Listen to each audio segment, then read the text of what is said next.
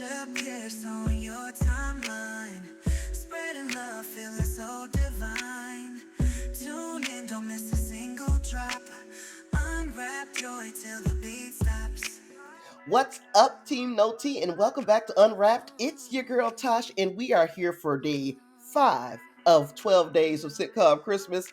Today's episode is going to be season 1, episode 15 of the Fresh Prince of Bel-Air. This one is called Deck the Halls. I'm going to put this here to remind you of some of the things that we're looking for in each episode, and let's get into this recap.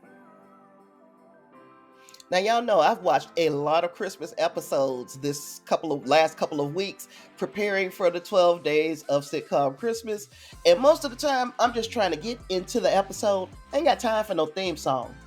But y'all know I had to let this one breathe, right? I had to let it breathe. In West Philadelphia, born and raised, I had to let it breathe, y'all. So I listened to the theme for the Fresh Prince of Bel-Air. There's no way you can skip that theme. And also, one of the things that I noticed, or at least I feel, is that this is when Christmas started to change from us using the same old holiday decorations and stuff to it being a little bit more creative, where people were taking other elements of their lives and implemented into Christmas. By that I mean, like, for instance, nowadays you'll see a Nightmare Before Christmas decorations instead of your regular Santa Claus. You'll see the Grinch showing up on people's Christmas trees and in as far as the backdrop and decorations of their homes instead of the traditional Santa Claus. And while I like what we're doing in 2024, that back then that wasn't what it do. We were we were trying to be a little more bougie with our Christmas. And of course, we're in the Banks house in Bel Air. So you know things got extra bougie over there.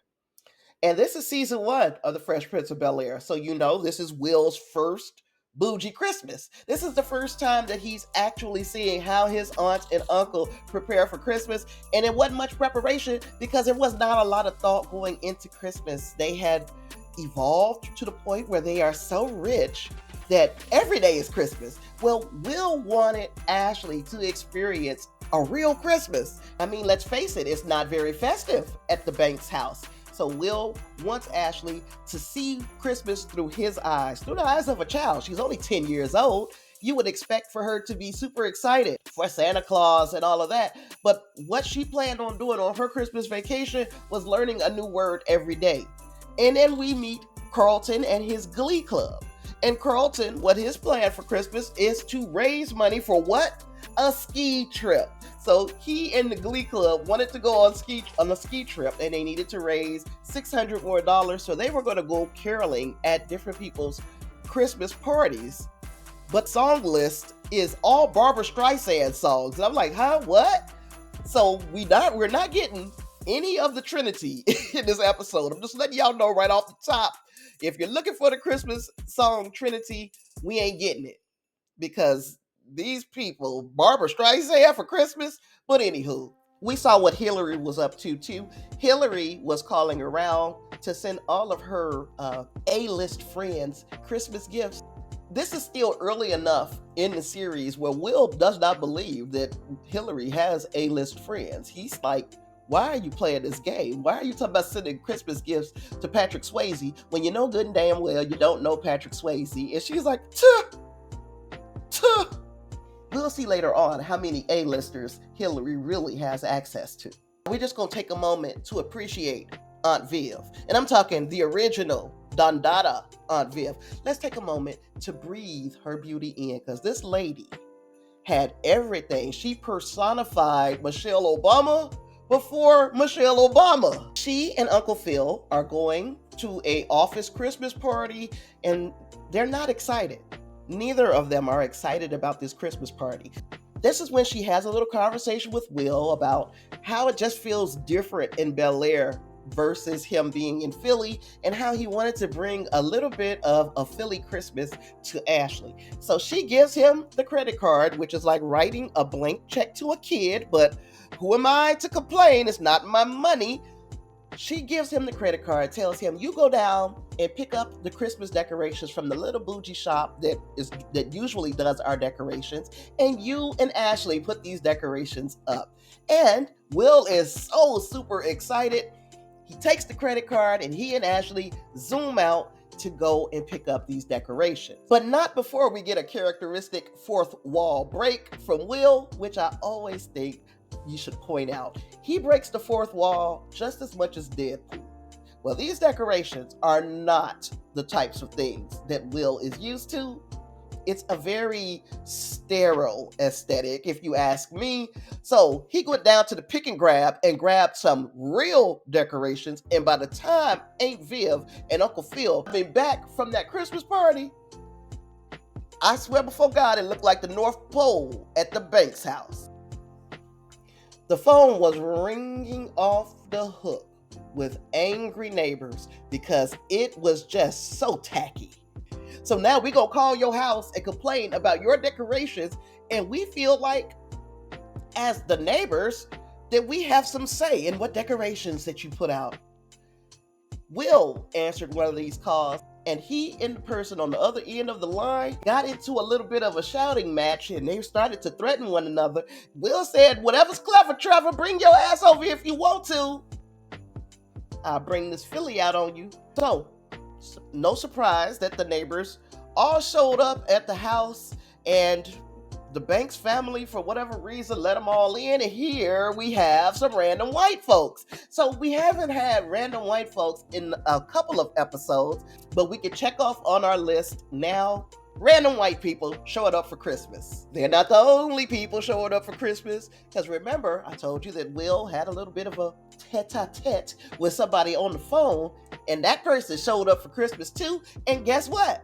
We get our surprise guest of the episode, and that surprise guest is none other than heavyweight champion Evander Holyfield, come to put his foot square up in Will's behind until he realized that was Hillary's house. Yeah, see, it all comes together. Hillary stops Will from getting his ass kicked because she and Evander Holyfield are good friends. How about that? And then back to all these highfalutin neighbors. They want that shit out in that lawn to be taken down, and they want it taken down immediately. And the Banks family is kind of trying to negotiate with the neighbors. And Ashley is like, she just wanted to have a nice Christmas. She's like, forget it. I don't even want the decorations anymore. Just take the crap down. Just take it on down. And she was going up in her room to learn some new words when there was another knock at the door with some more surprise guests.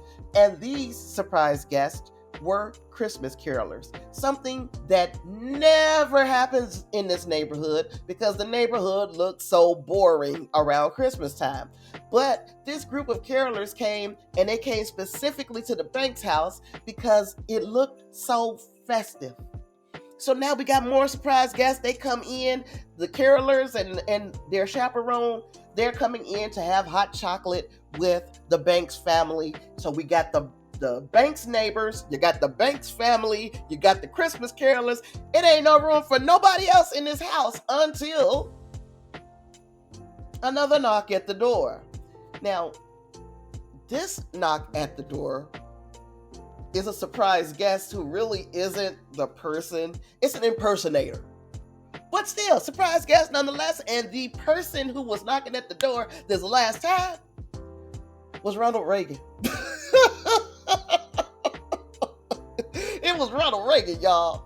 So Ronald Reagan comes in, and he was attracted to the home because of how festive it is. And it had been so long since he had seen this level of dedication to Christmas decorations in this neighborhood. So he had to come by the house. Now, mind you, all these white folks that's in there complaining, Ronald Reagan likes the lights. That is they boy. Y'all know back in 1990, Ronald Reagan was they guy. You know, and I mean, it might have been some of y'all guy too. But however you look at it, that was enough. Ronald Reagan coming in and saying that he likes the lights was enough to make all these white folks say, you know what, we can keep these lights. And that is pretty much the episode. So as far as our elves on shelves for this episode, we didn't get no ho ho ho. At least I don't remember hearing it now. We didn't get no ho ho ho. We didn't get the Christmas song Trinity, but we did see a horrific Black Santa Claus. I don't think we got an angel. Oh, we saw some fashion. Unveil killing the game in 1990, killing the game. And also Will with his kind of patchwork shirt. That's kind of like what people were doing back in that era. And then, of course, Carlton with his very preppy look. I had to include Carlton because this is around the era where my sister and her now husband were kind of just meeting. They hadn't gotten together yet. They were just meeting, and he always reminded me of Carlton back in the day. So I just had to throw that in there. Surprise guest. We got a bunch of them. We talked about Ronald Reagan. We talked about Evander Holyfield. We talked about the random white folks at the Banks house. We got quite a bit this time. The only things we didn't get was the holes in this house, and we didn't get the Christmas song Trinity. So tell me, if you've watched this episode, and I'm pretty sure most of you of a certain age have, what did you think of this episode as Will's first Christmas at the Banks house? Did you guys like the episode? Let me know down in the comments. And while you're there, y'all already know what I'm about to ask you to do. If you like this video, like this video. And also hit the subscribe button so you can be part of the family. Turn your notifications on so that you will not miss an upload. And join me here tomorrow for day 6 of 12 days of sitcom Christmas. I cannot wait to discuss the next episode with you. With all that being said, thanks for meeting me here at the intersection between pop culture and common sense. I've been Tasha, and I will see you tomorrow. Peace. Tasha appears on your timeline, spreading love, feeling so divine. Tune in, don't miss a single drop. Unwrap joy till the